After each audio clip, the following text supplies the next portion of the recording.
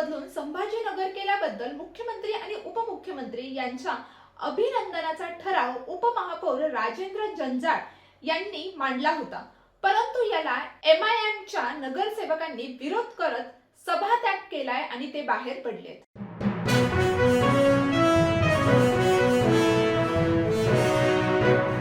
दीड वर्षांपूर्वी भोंदूबाबा खरातला अर्धांग वायूचा झटका आल्याची माहिती सध्या समोर आली आहे। शक्तिवर्धक औषधांच्या अतिसेवनामुळे त्यांची प्रकृती बिघडली होती। डॉक्टर भक्ताने खरातवर उपचार केले होते।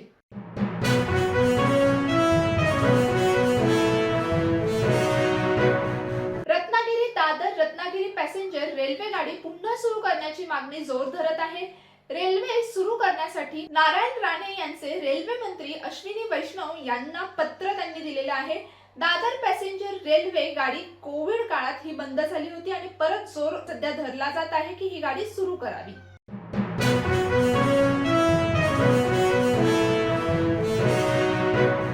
पंकजा मुंडे यांनी केलेले वक्तव्य सध्या चर्चेचा विषय ठरत आहे।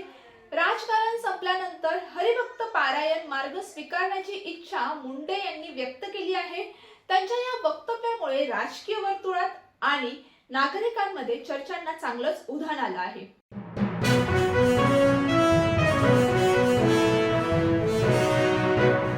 मुंबईत स्वतःचं घर घेण्याचं स्वप्न पाहणाऱ्यांसाठी मोठी संधी सध्या उपलब्ध झाली आहे।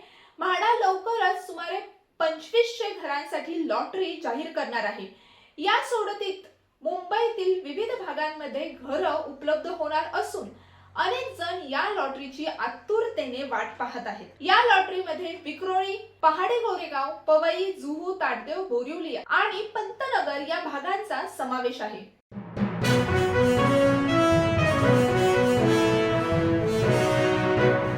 ठाणे महापालिका महासभेत बजेट हातात घेऊन राष्ट्रवादी शरद पवार पक्षाचे विरोधी पक्षनेते शानू पठाण यांनी पालिका घनकचरा विभाग आणि पालिकेवर टीका केली आहे। घनकचरा विभागाला एजन्सीकडून 3 स्टार म्हणून रेटिंग दिल्यामुळे पठाण यांनी नाराजी व्यक्त करीत दिवा आणि मुंब्रा भागात घनकचऱ्याबाबत परिस्थिती बिकट असल्याचा आरोप विरोधी पक्षनेते शानू पठाण यांनी केला आहे।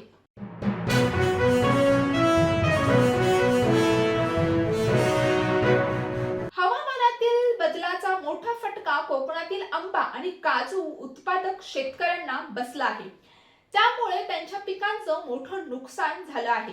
अशातच राज्य सरकारने कोकणातील आंबा आणि काजू बागायतदारांना हेक्टरी 22,000 रुपयांच्या मदतीची घोषणा केली आहे।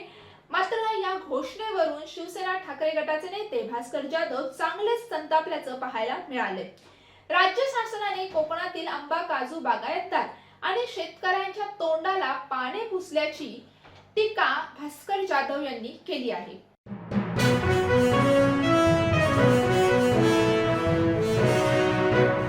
देशातील 5 राज्यांमध्ये होणाऱ्या निवडणुकींमुळे यंदाचे आयपीएलचे वेळापत्रक 2 टप्प्यात जाहीर करण्यात आले आहे। त्यामुळे 11 मार्च 2026 रोजी आयपीएलच्या पहिल्या टप्प्याचे म्हणजेच पहिल्या 20 सामन्यांचे वेळापत्रक जाहीर करण्यात आले आहे, तर 26 मार्च रोजी दुसऱ्या टप्प्याचे म्हणजेच उर्वरित 50 सामन्यांचे वेळापत्रक जाहीर करण्यात आले आहे।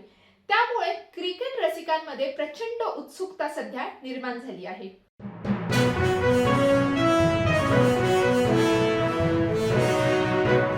वैभव चिचाळकर दिग्दर्शित कपबशी हा मनोरंजक मराठी चित्रपट 5 जून पासून संपूर्ण महाराष्ट्रात प्रदर्शित होणार आहे।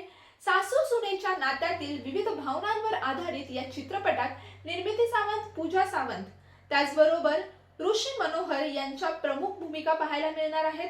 चित्रपटाचे पोस्टर नुकतेच सोशल मीडियावर लॉन्च करण्यात आले असून प्रेक्षकांमध्ये देखील चांगलीच उत्सुकता निर्माण झाली आहे।